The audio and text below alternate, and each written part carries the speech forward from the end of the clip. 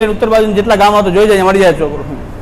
અમારી સાથે અમારે કઝિન ભાઈ પણ સાથે હતા. એને ઈચ્છા થઈ કે આ શું છે, આપણે કંઈક ખબર પડી આપણે કંઈક વિદ્યા જાણી લઈએ. માજી કે એમાં કાંઈ ચિંતા કરવાની જરૂર નથી, ગમે મનમાં આવે એ કહી દેવાય, આવે વયા જાય. જો મળશે તો કાયમી માટે આવશે અહીંયા, અને કદાચ નહીં મળે છોકરો કેમ આપણે ગળા ફાંસો દેવાનો છે.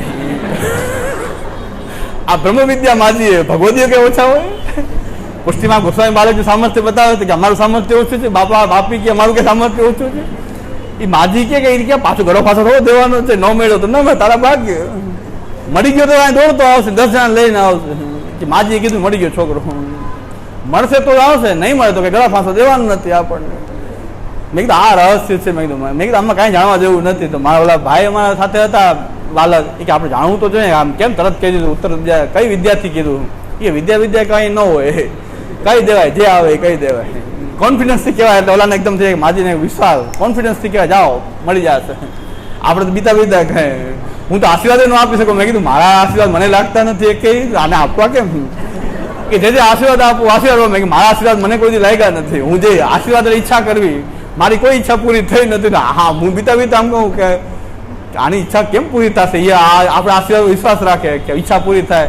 મેં કે મારી ઈચ્છા પૂરી થઈ નથી, કોઈ થતી નથી, ગેરંટી કઈ હોય જ નહીં. જીવનમાં અલગ ડોલક જ જીવીએ છીએ, શું થાય ખબર નથી, ભગવાનના ભરોસે જીવીએ છીએ. એટલે જેમ પહાડી બાબા હતા, એક પહાડી બાબા સંત થઈ ગયા વૃંદાવનમાં. બહુ સારી વાત કહેતા કે કોઈની પાસે હાથ લાંબો કરવો નહીં. આ રામજીના ભરોસે લંગોટી વાળી છે, દુનિયાના ભરોસે થોડી વાળી છે લંગોટી. સાધુ બનવું લંગોટી પહેરી છે તો રામજીના ભરોસે પીવી છે, બીજા કોઈનો હાથ લાંબો કરવો નહીં ક્યારે. પહાડી બાબા એમ કહેતા. અમારું બધાનું ખાતું એવું છે, હા રામજીના ભરોસે લંગોટી વાળી છે, બાકી કાંઈ છે નહીં. આગળ અહીંથી જઈને શું થવાનું કંઈ ખબર નથી, અહીંથી પડીને ફ્રેક્ચર થાય કંઈ ખબર નથી. એટલે આમાં કાંઈ ખબર નહીં. કારણ કે તારીખે હું આપતો નહીં, લાંબી તારીખે ન આપી શકું કે મહિના 2 મહિના પછી કારણ કે ડેટ આપો. મેં કીધું એ ગેરંટી જ નથી આમાં કાંઈ. 2 દી પછીની ખબર ન હોય ને, પછી તારીખ આપ્યા પછી મેં કીધું સવારે અહીંયા આવું કે ન આવું મારે ના પાડવી પડે ઘણી વાર. એવી મારી પરિસ્થિતિ એવી છે કે હા તો પાડી તો બીતા આપાવું, તારીખ આપું બધા ભેગા થઈ જાય, એ દિવસે મારાથી પહોંચાય નહીં. એવું ઘણી વાર બને, પહોંચી જ ના શકું કોઈ રીતે. એટલે બીતા કહું કે હા રાખો રવિવાર રાખો, તો અમને ગેરંટી ન હોય કે રવિવારે પહોંચાશે કે નહીં પહોંચે, આમ જ થતું હોય. અને વૈષ્ણવ કે આશીર્વાદ આપો. મેં કીધું હવે મને હા અલગ ડોલક જીવન ચાલી રહ્યું છે, આમાં ઓક્સિજન ઉપર ચાલે છે ખાલી, કાલની ખબર નથી, ક્ષણની ખબર નથી, અને આશીર્વાદ આપો આમ થઈ જાય. એટલે એવો લાચારીનો અનુભવ તો કાયમ માટે થઈ જાય. કારણ કે આપણે એવા પણ છતાં રામજીના ભરોસે આ લંગોટી વાળીને બેઠા છે કે રામજી કરે સો હોય, કાનજી કરશી સો હોશી. અમારા કિશનગઢમાં એક વૈષ્ણવ છે, ગુજર છે, એ બહુ સરસ સૂત્ર કે કાનજી કરશી સો હોશી. એટલે જે કાનજી કરશે થશે, જે ઈચ્છા હતા કરી છે. આપણે શું કામ ચિંતા કરવી, આપણું એવું ખાતું છે કે કાનજી કરશી સો હોશી. એ કરશે એ જ થવાનું છે, પછી આપણે ઈચ્છે એ થવાનું નથી. એની ઈચ્છા છે એ થાય છે, તો ઈચ્છા કરવી શું કામ. એટલે ઈચ્છા કરવાની જ બંધ કરી. ઈચ્છા કરીએ તો એની ઈચ્છા છે એ થશે. એના ભરોસે હવે પહાડી બાબાની જેમ કે અમે કઈ આ લંગોટી કઈ બીજાના ભરોસે નથી માંગી, આ લોકોના ભરોસે નથી માંડી, આ તો રામજીના ભરોસે લંગોટી વાળી છે. એટલે હાથ કેમ લાંબો કરીએ, આપવું છે આપશે, ખાવાનું આપવું આપે, ના આપે ના આપે. ફાળો કરવા નહીં જાય, એવા સાધુ નથી ફાળો કરવા જાય. પહાડી બાબા સારા સંત હતા. એની વાત મને કેવી, કાલે જ મેં વાત સાંભળી એમની. હા,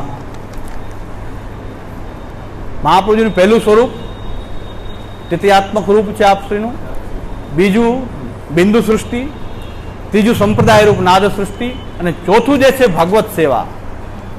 આ કૃષ્ણ સેવા એ પોતે શ્રી આચાર્ય ચરણનું સ્વરૂપ જ છે. કારણ કે આ શ્રી ગુસાઈજીના વચનથી ટેલી થઈ રહી છે વાત. આનંદૈક સ્વરૂપાત અદભુત અદભુત કૃષ્ણ સેવા રસાબ્દિ ચાનંદૈક સ્વરૂપ સખિલ મૂજિતમ હેતુ સામ્યમ હિ કાર્ય સ્વામીન શિવલ્લભાગ્નિ ક્ષણ સન્નિધાને કૃપાત પ્રાણ પ્રેષ્ઠ વિદાદીશ્વર વદંતિ દીક્ષા તાપો જનેશુ. શ્રી ગુસાઈજી સુંદર ભાવના પ્રકટ કરી. એ જ વ્યાસદાસજી કહી રહ્યા છે કે કૃષ્ણની સેવા પણ મહાપ્રભુજીનું સ્વરૂપ છે. આપણે કૃષ્ણ સેવામાં ગયા એટલે મહાપ્રભુજીના સ્વરૂપમાં જ છીએ આપણે. કારણ કે આ કૃષ્ણ સેવા કેમાંથી પ્રકટ થઈ છે? આનંદૈક સ્વરૂપાત અદભુત કૃષ્ણ સેવા અભૂત કૃષ્ણ સેવા રસાબ્દી. એ આનંદમાંથી આ કૃષ્ણની સેવાને રસાબ્દી રૂપ સાગર પ્રકટ થઈ ગયો છે. એ આનંદ રૂપ શ્રી આચાર્ય ચરણમાંથી. આટલા સેવા પણ આનંદાત્મિકા છે. જે સિદ્ધાંત મુક્તાવલીમાં શ્રી મહાપ્રભુજીએ બતાવ્યું છે, સેવાના સ્વરૂપને શ્રી મહાપ્રભુજી સિદ્ધાંત મુક્તાવલીમાં એ બતાવ્યું છે કે જે કાંઈ સેવાની સામગ્રી છે એ પણ બ્રહ્માત્મક જાણવી જોઈએ. એટલે અક્ષર બ્રહ્મ જ આ જગતના રૂપમાં પ્રકટ થયું છે એમ જાણીને સેવા કરવી જોઈએ. અહીં તો શ્રી ગુસાઈજી કહે છે આનંદૈક સ્વરૂપા તદભૂત યદભૂત કૃષ્ણ સેવા રસાબ્દિ આનંદૈક સ્વરૂપ અખિલ મૂર્તમ હેતુ સામ્યમ વિકાર રહે. કાલે જ સામુદાય પ્રવચનમાં કીધું કે મેં એક જગ્યાએ પ્રવચનમાં એમ કહ્યું કે આપણે કેવા તરત તૈયાર થઈ જાય કે ભાઈ આપણે બે કંઠી છે ને તો ત્રીજી કંઠી એક સિદ્ધાંતની કંઠી પહેરવી જોઈએ. એક નામની કંઠી છે શરણાગતિની, એક સમર્પણની, એક સિદ્ધાંત મુક્તાવલી હજી પહેરવાની જરૂર છે. ત્યાં તો ઘણા વૈષ્ણવ ઉભા થઈ ગયા, ક્યારે આવીએ લેવા ત્રીજી કંઠી? આવું થાય કે આપવી નથી, ધારણ કરવી જોઈએ એમ કહું છું. તે ઘણા વૈષ્ણવ ઉભા થઈ કે ક્યારે આપો છો ત્રીજી લેવા આવી જાય. બોલો, બે લીધી ત્રીજી એક વધારે, બસ મુક્તાવલી ધારણ નથી કરવી, ખાલી પહેરી લઈએ, ત્રીજી પહેરાવો ત્રીજી પહેરી લઈએ. આવું થાય કે પહેરાવી નથી, કે આપણે સાથે પહેરી લેવી જોઈએ, કે આપણે મુક્તાવલી ધારણ કરેલી રાખવી જોઈએ સિદ્ધાંતની. એટલે ઘણા તો ઉભા થઈ ગયા કે ભાઈ ક્યારે આપો છો, તો ત્રીજી હજી લઈ લઈએ કંઠી. બધા બે આપે, અમને ત્રીજી એક મળી જતી હોય તો હજી એક લઈ લે કંઠી.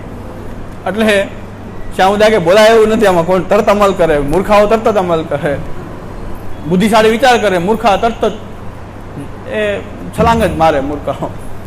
એટલે આ કૃષ્ણ સેવા જે પ્રકટ થઈ છે શ્રી આચાર્યચરણના આનંદક સ્વરૂપમાંથી પ્રકટ થઈ છે. આ કૃષ્ણ સેવાનો આનંદ જ આનંદ પ્રકટ થઈ ગયો છે કૃષ્ણ સેવાના રૂપમાં. એક જારીજી ભળવા મળે, ઘણા કે દુઃખી થયા કરે, સેવામાં દુઃખી થતા હોય, સેવામાં દુઃખી થયા કરે. શ્રી મહાપ્રભુજીના વચન આપણે લેશું. મહાપ્રભુજી કહે છે કે સેવાનો દુઃખ થાય છે ઘણાને, કે આ સામગ્રી ન બની, આ શૃંગાર ન બન્યો, અમારી પાસે હીરાપોનાના આભરણ નથી, આ વસ્તુ જોઈએ વસ્તુ પ્રાપ્ત નથી, એ બનતું નથી, સામગ્રી બનતી નથી, કંઈ થતું નથી. દુઃખી દુઃખી, સેવામાં દુઃખી, સેવામાં દુઃખી. આનંદનો સાગર છે આ સેવા, એમાં આપણે દુઃખનો અનુભવ, તાપ થવો જોઈએ કે ન થઈ શકે એનો તાપ થવો જોઈએ, પણ જે વસ્તુ કરી રહ્યા છે એનો આનંદ પણ હોવો જોઈએ. તાપ હોય સારી વાત છે, પણ જે વસ્તુ બની રહી છે એનો આનંદ પણ આપણને થતો નથી. આપણને ક્યાંય કાંઈ આપણે કરતા જ નથી, ઓછું છે. એની માટે ગુસાઈજીની એક વાર્તા છે, આનંદનો સાગર કેવી રીતે પ્રગટ થયો છે સેવાના રૂપમાં, સેવાના મહાત્મ્યની કથા. વાર્તા પ્રસંગમાં આવે છે કે એક સ્ત્રી પુરુષ સેવા કરતા હતા, બહુ નિષ્કિંચન અવસ્થામાં સેવા કરે, એની પાસે કાંઈ નહીં, જે યથાલાભ સંતોષ જે પ્રાપ્ત થાય એનાથી ભગવત સેવા કરે. એમાં સ્ત્રી જે છે કોઈક શેઠની ઘરે સેવા જોયા આવ્યા, કોઈક શેઠને વૈભવથી સેવા થતી, ત્યાં સ્ત્રી કોઈક વાર ત્યાં ગયા અને શેઠના સેવાનું દર્શન કર્યું, ત્યારે ઘરે આવીને એમ થઈ ગયું કે હવે આવો વૈભવ હોય તો સેવા કરવી, બાકી નથી કરવી. આપણે પાસે કાંઈ નથી, આ સેવા કેવી થઈ રહી છે. શેઠના ઘરે વૈભવ જોયો ત્યાં સ્ત્રીનું મન ફરી ગયું કે આવો વૈભવ હોય તો સેવા કરવી. ત્યાં પુરુષને ખબર પડી, ગુસાઈજીના સેવક હતા, ગુસાઈજીના સેવક પણ સામર્થ્યશાળી હોય, તો ગુસાઈજીના સેવકને ખબર પડી કે સ્ત્રીનું મન બગડ્યું છે સેવામાં, કે દ્રવ્ય હોય તો સેવા કરું. ત્યારે એ પુરુષે સ્ત્રીને કહ્યું કે તું અમુક જગ્યાએ જા, એક વૃક્ષ નીચે જા અને ખોદ, તારે જે જોઈએ એ મળશે, જેટલું દ્રવ્ય જેટલું લઈ આવ. તો સ્ત્રીને થઈ ચાલો જાઉં, દ્રવ્યમાં લાલસા જાગી, બહિર્મુક્તા આવે તરત જ, વસ્તુમાં પ્રેમ જાગે, ભગવત સેવા છોડીને વસ્તુમાં પ્રેમ જાગે એટલે બહિર્મુક્તા આવે. તો તરત જ ત્યાં ગયા, ત્યાં ખોદવા માંડ્યા, ત્યાં આકાશવાણી થઈ કે તમે આમાંથી દ્રવ્ય લઈ નહીં શકો, દેખાણ ધનના ઢગલા દેખાણા પણ લઈ નહીં શકો. તારા ઠાકોરજીની સેવાની જારીજીના એક પગલાનું પુણ્ય આપ. ઠાકોરજીને તમે જારી ભરો છો, ભરવા જાઓ ત્યારે એક પગલા ચાલો, એનું પુણ્ય મને આપ, તો આ દ્રવ્ય જોઈએ એટલું લઈ જાય. ત્યારે એ સ્ત્રીને થયું કે જારીજીના ભરવાનું નહીં, પણ જારીજીના ભરવા માટે તમે ડગલું ચાલો છો એનું એક પુણ્ય આપી દો તો બધું જ દ્રવ્ય લઈ જાઓ. એમ આકાશવાણી થઈ, ત્યારે સ્ત્રીએ કીધું કે હવે દ્રવ્ય ન જોઈએ, જારીજી જ ભરીશ. ઠાકોરજી એક જારીજી ભરવા મળે છે મોટું.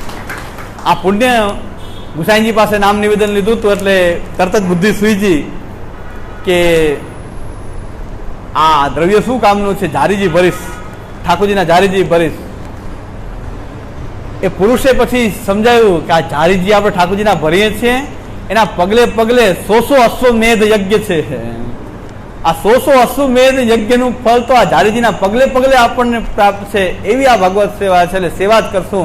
એટલે સ્ત્રીએ કીધું હવે તો જારીજી ખાલી ભરવા મળે ને ઠાકોરજીના, એટલે વૈષ્ણવમાં ઉલટો અર્થ લઈ લે, ત્રીજી કંઠી બાંધવાનો જેવો અર્થ લે, જારીજી ભરી લેવો, 100 અશ્વમેધ યજ્ઞ. આ ત્રીજી કંઠી પર તરત ત્રીજી કંઠી પેલા તૈયાર થઈ જાય કે સેવા આખી શું કામ કરી? 100 અશ્વમેધ યજ્ઞનું ફળ તો જારીજીનું એક ભરી લેવી, એકવાર જઈને જારીજી ભરી આવો. તો એમ નથી કહેવા માંગતી આ કથા, એમ કહેવા માંગે છે કે આપણી સેવા કેવી છે આનંદાત્મિકા, કે એની એક એક જારીજીના પગલામાં 100 અશ્વમેધ યજ્ઞ છે. ભલે તમે કાંઈ ન કરતા હો, જારીજી ભરતા હો, ભોગ ધરતા હો, દાલ બાટી ભોગ ધરતા હો, જારીજી ભરો, ગુંજા માળા ધરાવતા હો, એ સેવા એટલી અમૂલ્ય છે. આ યજ્ઞ કરાવી કરાવીને બધાને દોડાવે છે ને 25 ફૂટની જ્વાલામાં. આ એક ઠાકોરજીને જારી ભરવાની એ સેવા શ્રી મહાપ્રભુજી આનંદાત્મિકા આવી સેવા પ્રકટ કરીને ઘરમાં પધરાવી છે. એક જારીજી ભરવા પણ મળી ગયા તો એ પણ એટલી વસ્તુ દિવ્ય છે. તો કેટલા જારીજી રોજ ભરી લઈએ છીએ, કેટલા અશ્વમેધ યજ્ઞ કરી નાખીએ છીએ, આપણને મૂલ્ય નથી થતું. આ સેવા એવી છે. એટલે જારીજી ભરવું એ બહુ ટોકન વસ્તુ છે, એને પકડી લેવાની જરૂર નથી. જેમ ચામુદાએ કીધું ત્રીજી કંઠી સિદ્ધાંતની હજી ધારણ કરવી જોઈએ, તો કારણ કે ક્યારે આપો છો લેવા આવી જાય. ચામુદાય કંઠી આપવા હું તો એક તો ડરું છું, ત્રીજી ક્યાં બાંધવું બધાને. તો એનો મૂળ હેતુ એ છે કે સેવાનું મહાત્મ્ય બતાવ્યું કે ભગવત સેવા ખાલી જારીજી ભરવા મળી રહી છે, મહાન સૌભાગ્ય માનીને કરવી જોઈએ. જારીજી પણ જો મળે છે તો આપણે કંઈક તો સેવા જે પણ કરી રહ્યા છીએ આપણું મહત સૌભાગ્ય છે, આનંદનો સાગર છે. અને એ જ આચાર્ય ચરણનું સ્વરૂપ છે. એ શ્રી આચાર્ય ચરણનું જ સ્વરૂપ છે આ ભગવત સેવા. હજી ગુઢાર્થથી થોડોક વિચાર કરી લઈએ તો કેવી રીતે આ ભગવત સેવા જે છે આચાર્ય ચરણનું સ્વરૂપ, કેવી રીતે આ સેવા થઈ રહી છે. કારણ કે આચાર્ય ચરણનું સ્વરૂપ શું છે? આચાર્ય ચરણનું આ સ્વરૂપ જે છે ગૂઢ સ્ત્રી ભાવ અને ગૂઢ પું ભાવ. પ્રભુમાં રહેલો ગૂઢ સ્ત્રી ભાવ અને સ્વામીજીમાં રહેલો ગૂઢ પું ભાવ એ શ્રી આચાર્ય ચરણના સ્વરૂપમાં રહેલું છે. આ સેવામાં પણ એ જ રહેલું છે કે ઠાકુરજી જે છે એનો ગૂઢ જે સ્ત્રી ભાવ જે છે ઠાકુરજીનો એ આપણા સ્વરૂપના રૂપમાં પ્રકટ થયો છે. અને આપણી અંદર ગૂઢ પું ભાવ પ્રકટ થઈ રહ્યો છે કે એનો આનંદ આપણે લઈએ, પ્રભુનો જે આનંદ આપણે લઈએ એ ભોગતા ભાવ આપણી અંદર પ્રભુએ જગાવવા માટે શ્રી આચાર્ય ચરણ આપણને ગૂઢ ભાવનું દાન કરી રહ્યા છે સેવા દ્વારા. સેવામાં ભગવાન ભોગ્ય બની જાય, આપણે એના ભોગતા બની જઈએ.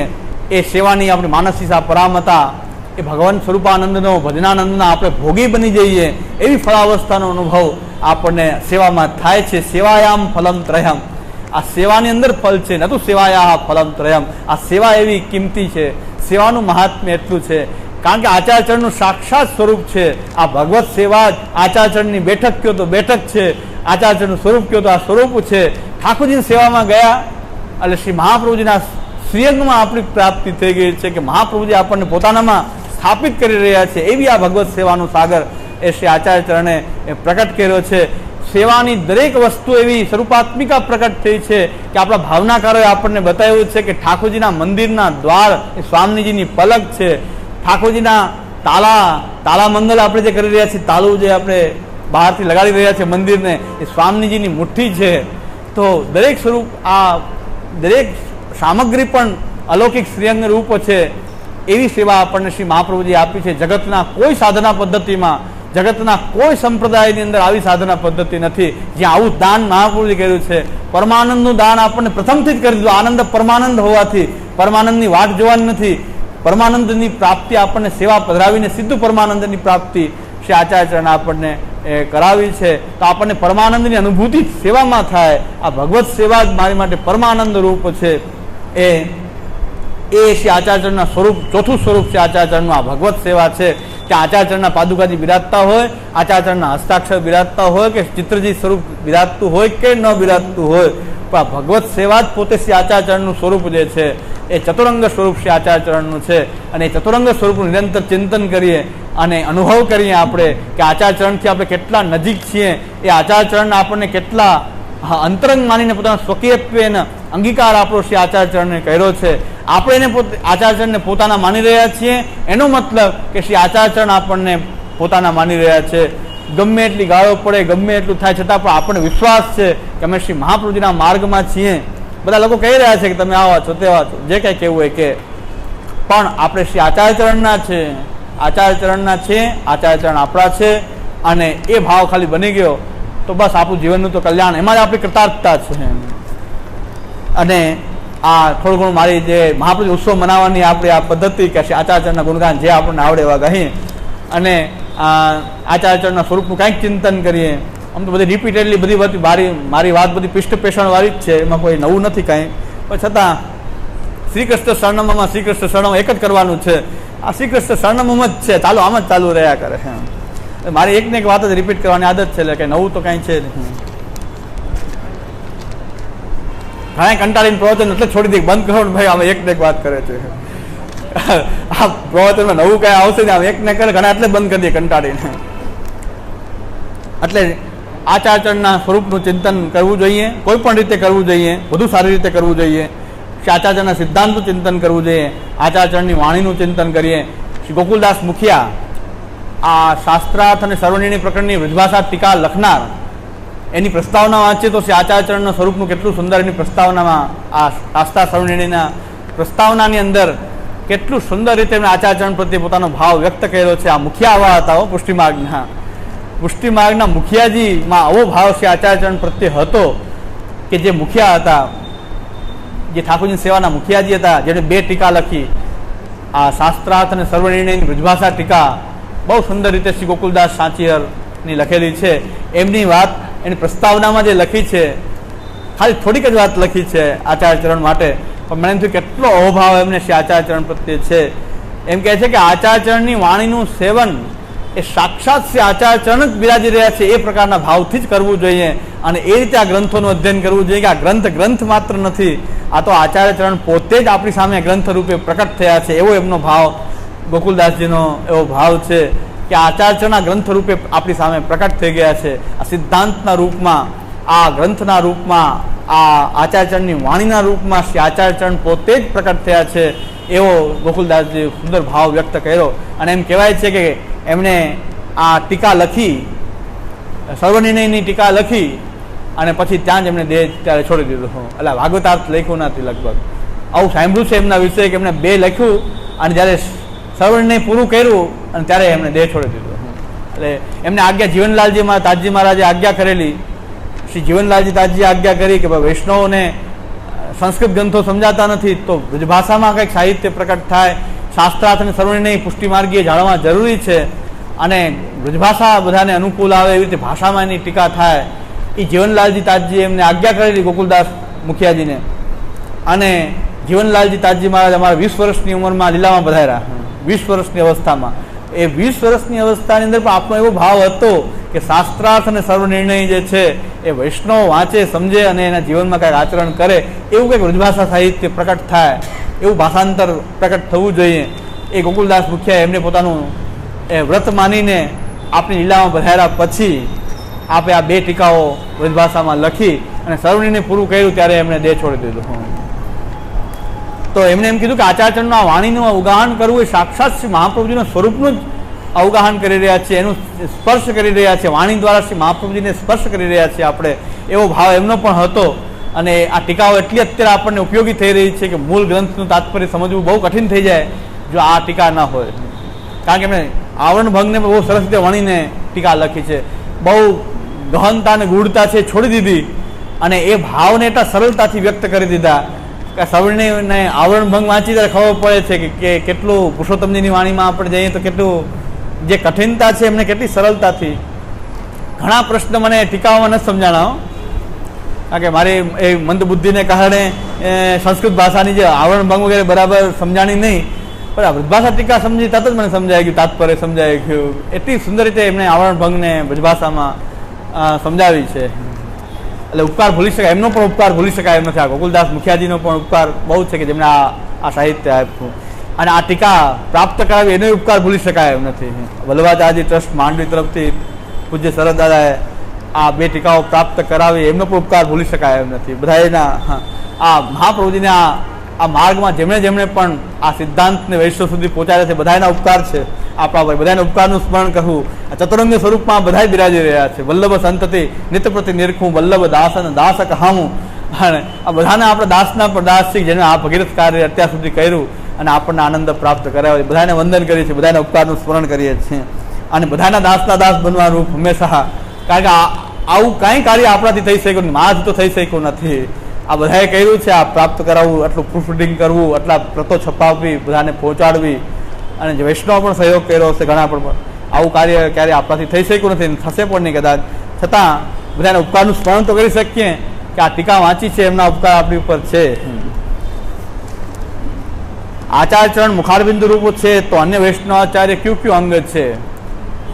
દરેક સંપ્રદાયના અંદર એના આચાર્યને કંઈક ને કંઈક એમના પ્રત્યેની ભાવના દરેક સંપ્રદાયમાં અલગ અલગ પ્રકારથી છે. તો રામાનુજ સંપ્રદાયમાં શ્રી રામાનુજાચાર્યને શેષજીના ભગવાન શેષ શૈયામાં પડ્યા છે, એમનો જે શેષજી છે એ શેષજીના અવતાર રૂપ શ્રી રામાનુજાચાર્ય છે એમ માનવામાં આવે છે.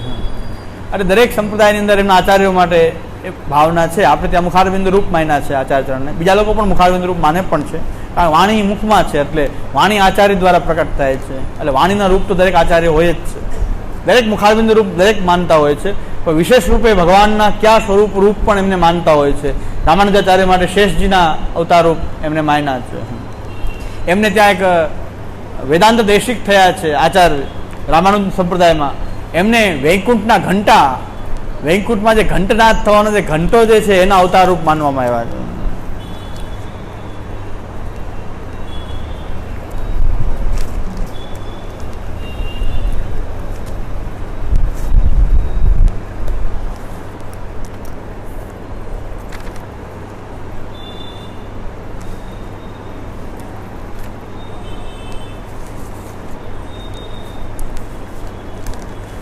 લઈને નથી આવ્યો, આવતી વખતે લઈને આવીશ.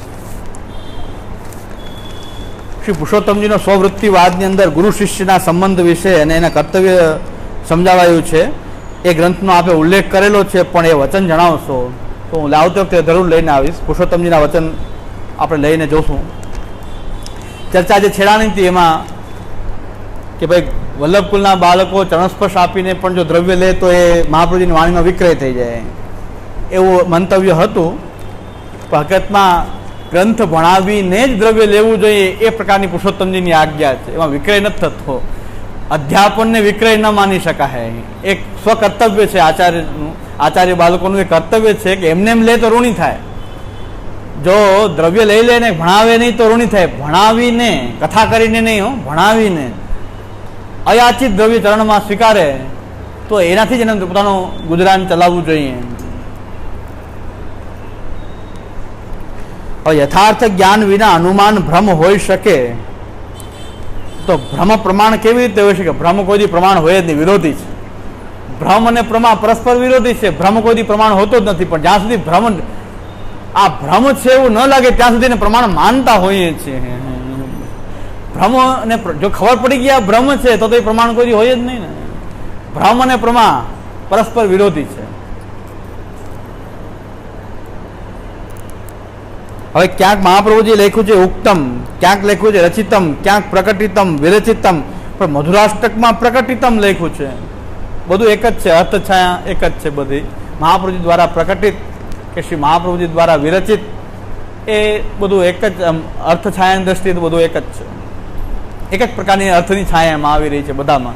શબ્દો ભલે અલગ વાપર્યા, શ્રી મહાપ્રભુજી દરેક જગ્યાએ દરેક ગ્રંથમાં અલગ અલગ શબ્દ વાપરીને એકને એક વાતને અલગ શબ્દમાં કહી છે. માનસીસા પરામતા કહી છે, ક્યાંક તન્નવત્વ કહ્યું છે, ક્યાંક એને ફલ નિરોધ કહ્યો છે, ક્યાંક વ્યસનોત્તર કૃતાર્થતા કહી છે. અવસ્થા થોડો ફરક છે પણ વસ્તુતઃ એક જ છે. મધુરાષ્ટકની ટીકા જવું તો ખબર પડે પ્રકટિતમ માટે કોઈ ટીકાકાર શું કહે છે, પછી હું કંઈક કહી શકું કે પ્રકટિતમ કંઈક તાત્પર્ય કંઈક અલગ છે કે એનું. પણ અત્યાર સુધી તો એક છે એવું માનું છું, પણ આવતી વખતે હું મધુરાષ્ટકની ટીકા કોઈ ટીકાકાર શું આજ્ઞા કરે છે એ જોઈને કહી દઈશ. અને પુરુષોત્તમજીના વચન પણ આવતી વખતે આપણે લઈ લેશું. પ્રવૃત્તિવાદ શ્રી પુરુષોત્તમજીનો છે. પુરુષોત્તમજી એવી કૃપા કરી છે કે મહાપ્રભુજીની જે વાત સ્પષ્ટ નથી એ વાત પુરુષોત્તમજીના ગ્રંથોથી એ સ્પષ્ટ થઈ જાય છે, આપણને દિશા મળી જાય છે. અને ચર્ચા જેને છેડી છે એને પણ હું ધન્યવાદ આપું છું કે ચર્ચા છેડાની તો આપણને વિચારવાનો અવસર મળ્યો કે ભાઈ રશિયામાં બાળકો પધારે પછી વૈષ્ણવ ચરણ સ્પર્શ કરે તો એ નામનો વિક્રય થઈ ગયો. પછી મહાપ્રભુજીના ગ્રંથો ભણાવે તો મહાપ્રભુજીની વાણી વિક્રય થઈ ગયો. પછી એ ભાઈએ મેં એમને સ્વીકારી લીધું કે આપે જે કીધું એ બરાબર છે, મેં સ્પષ્ટતા આપી દીધી, એને સ્વીકારી. એ પણ ધન્યવાદ છે એમને પણ કે એમણે સ્વીકારી લીધું કે ભાઈ આપે કીધું મારી કંઈક સમજવામાં થોડીક વધારે પડતી મિસ્ટેક હશે, એટલે મેં કાંઈ વાંધો નહીં, ભૂલ કરવો આપણો અધિકાર છે. આપણા બધાની ભૂલ કરવી અધિકાર છે, ભૂલ તો થાય, એમાં તમારે કંઈ ક્ષોભની જરૂર નથી. પણ એણે કીધું કે આ વાત મેં આપનામાંથી શીખી છે, આપના પ્રવચનમાંથી જાણી છે. મેં કીધું તો તો પેલું હું જે વખતે ભૂલ કરી ગયો થોડી ઘણી બની શકે, એવું કાંઈ નથી. પણ મેં કીધું ક્યાં પ્રવચન યાદી અપાવો, તો મને યાદી અપાવો. તો મને યાદી અપાવી કે આપણે ગુસાઈજીના ઉત્સવ દિવસે પ્રવચન કર્યું અને એમાં એમ કીધું કે ભાઈ હું શિબિર કરીને કંઈ ચણસ્પર્શ આપું છું, હવે આજથી બંધ કરી દઉં છું. અને